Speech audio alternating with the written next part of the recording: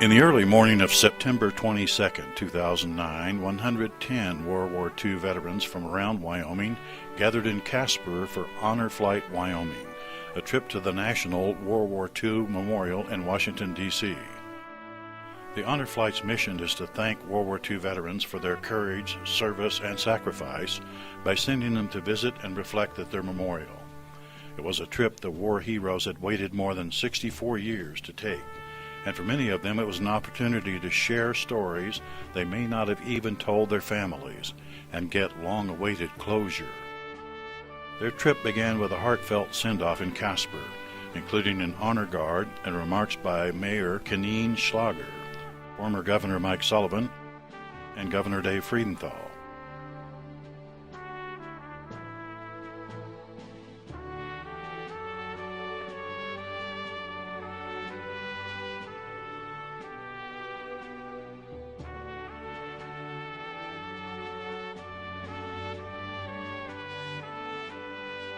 On the flight to Washington, the veterans were treated to a surprise from the past.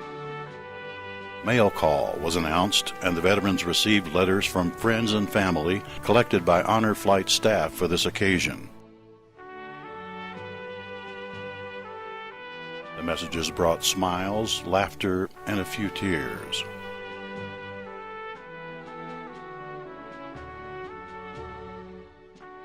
Members of the military and the public gave the Wyoming veterans a hero's welcome at Washington's Dulles International Airport.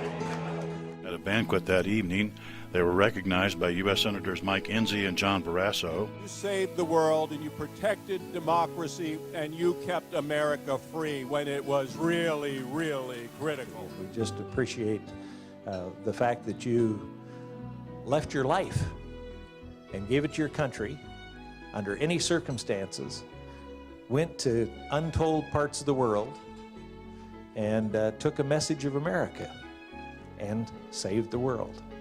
The keynote speaker for the evening was Governor Dave Friedenthal, who, along with Wyoming First Lady Nancy Friedenthal, accompanied the veterans on the trip. So on behalf of all of us who have benefited from what you have done, I will say that you're damn fine Americans.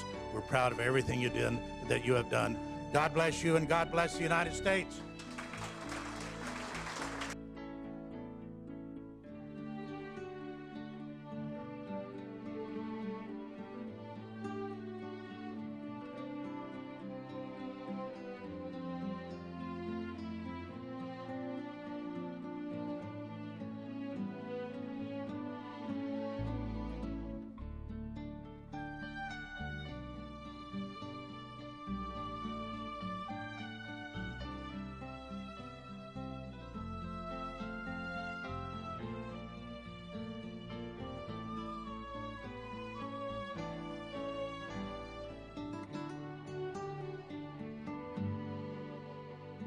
The following morning, they were transported by bus to the memorial that honors the spirit, sacrifice, and commitment of the more than 16 million American men and women who served in the armed forces during the war that was a defining event of the 20th century. The memorial includes 56 pillars, one for each state and territory represented in the armed services during the war.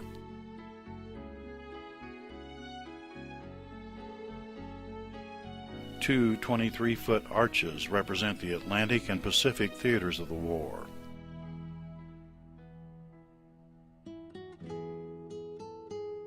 The Wyoming veterans were greeted at the memorial by school children.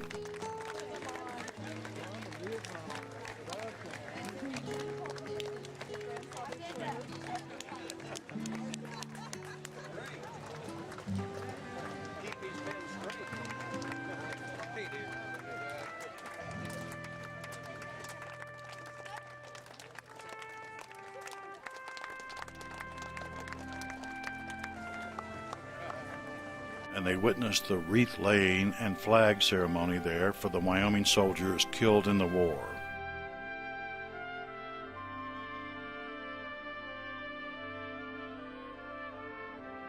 The memorial's Freedom Wall holds 4,048 gold stars, symbolizing the cost of freedom.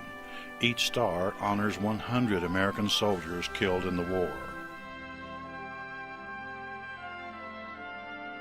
The Wyoming men and women who helped save the world then got a couple of hours to explore the memorial and their own memories of an event that changed all of our lives. For the veterans, it was a chance to see the memorial with other veterans and share war stories with others who were there. For the Guardians, it was a chance to listen and talk to heroes for a day.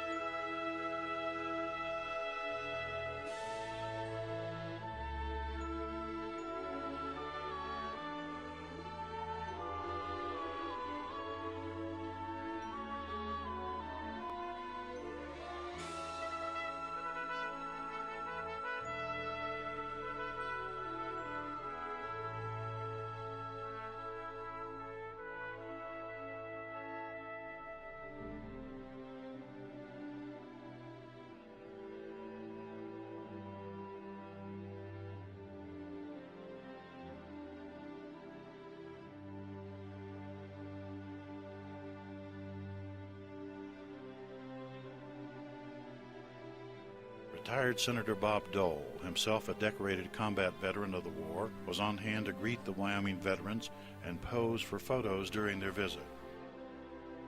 The women among the veterans had the opportunity to visit the Women in Military Service Memorial.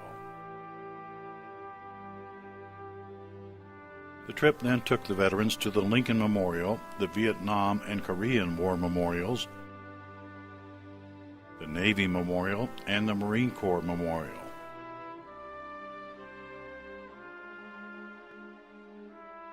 At the end of a long, emotional day, the Wyoming veterans returned to Casper to the heroes' homecoming they didn't get when they came back from the war more than 60 years ago.